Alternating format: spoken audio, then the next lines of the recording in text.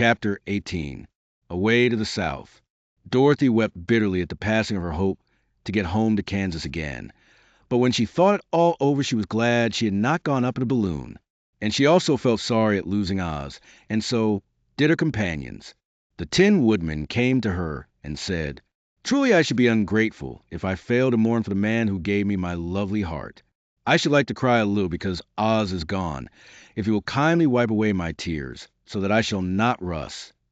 "With pleasure," she answered, and brought a towel at once.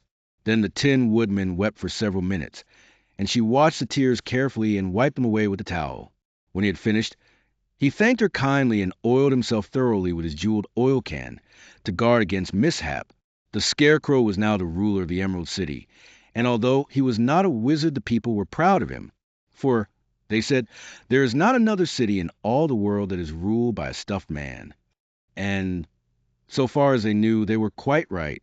The morning after the balloon had gone up with Oz, the four travelers met in the throne room and talked matters over. The Scarecrow sat in the big throne, and the others stood respectfully before him. "We are not so unlucky," said the new ruler, "for this palace and the Emerald City belong to us, and we can do just as we please. When I remember that a short time ago I was up on a pole in a farmer's cornfield, and that now I am the ruler of this beautiful city, I am quite satisfied with my lot."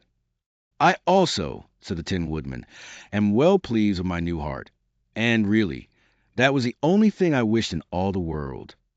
For my part, I am content in knowing I am as brave as any beast that ever lived, if not braver," said the Lion modestly.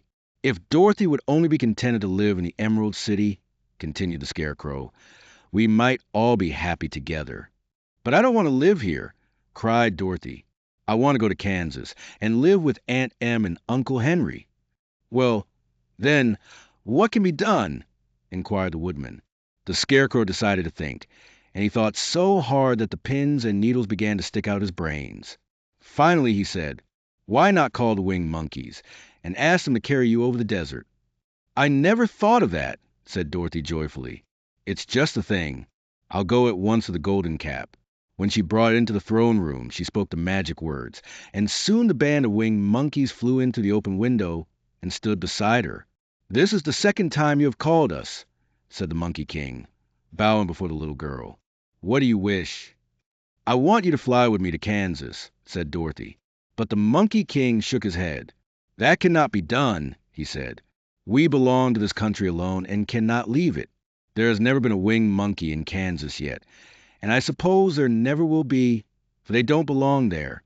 We shall be glad to serve you in any way in our power, but we cannot cross the desert. Goodbye." And with another bow, the Monkey King spread his wings and flew away through the window, followed by all his band. Dorothy was ready to cry with disappointment. "I have wasted the charm of the Golden Cap to no purpose," she said, "for the winged monkeys cannot help me." "It is certainly too bad," said the tender-hearted Woodman. The Scarecrow was thinking again, and his head bulged out so horribly that Dorothy feared it would burst. "Let us call in the soldier with the green whiskers," he said, "and ask his advice." So the soldier was summoned and entered the throne room timidly, for while Oz was alive, he never was allowed to come farther than the door. "This little girl," said the Scarecrow to the soldier, "wishes to cross the desert. How can she do so?" "I cannot tell," answered the soldier, "for nobody has ever crossed the desert, unless it is Oz himself." "Is there no one who can help me?" asked Dorothy earnestly. "Glinda might," he suggested. "Who is Glinda?" inquired the Scarecrow. "The Witch of the South. She is the most powerful of all the witches, and rules over the Quadlings. Besides, her castle stands on the edge of the desert, so she may know a way to cross it." "Glinda is a good witch, isn't she?" asked the child. "The Quadlings think she is good," said the soldier, "and she is kind to everyone. I have heard that Glinda is a beautiful woman, who knows how to keep young in spite of the many years she has lived." "How can I get to her castle?" asked Dorothy. "The road is straight to the south," he answered, "but it is said to be full of dangers to travelers. There are wild beasts in the woods, and a race of queer men who do not like strangers to cross their country. For this reason none of the Quadlings ever come to the Emerald City."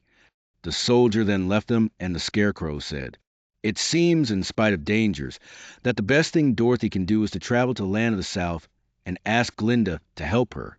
For, of course, if Dorothy stays here, she will never get back to Kansas. You must have been thinking again, remarked the Tin Woodman. I have, said the Scarecrow. I shall go with Dorothy, declared the Lion, for I am tired of your city and long for the woods and the country again. I am really a wild beast, you know. Besides, Dorothy will need someone to protect her. That is true, agreed the Woodman. My axe may be of service to her, so I also will go with her to the land of the South. When shall we start? Asked the Scarecrow. Are you going? They asked in surprise. Certainly. If it wasn't for Dorothy, I should never have had brains.